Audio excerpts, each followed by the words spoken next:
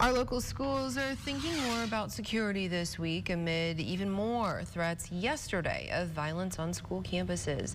There were 139 gunfire incidents on school grounds across the country this year alone, and it's only September.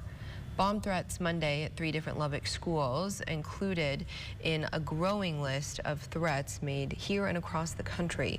KMAC Juliana Washburn brings us more about how schools are responding.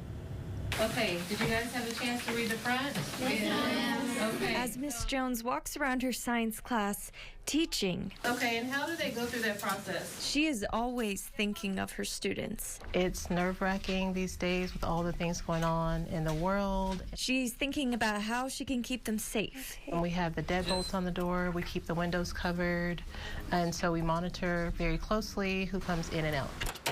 Things large and small that go into all of this. Director of Rise Academy, Richard Bumgardner, says those small and large safety measures are panic buttons, armed faculty, and cameras at every corner.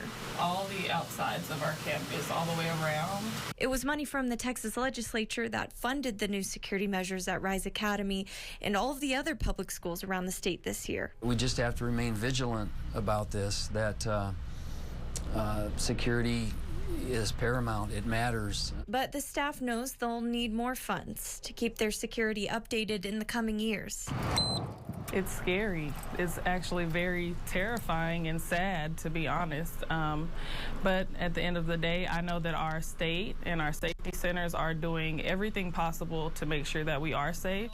What can you tell me about the diagram at the bottom? Ms. Jones just hoping her students can come back the next day to open their worksheet packets once again.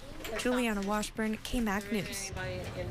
Well, Rise Academy was able to fund their new security measures with that grant that Juliana just told us about. They say they were able to do a lot with that money, but we also talked to other districts who have a harder time stretching that funding across their mini campuses.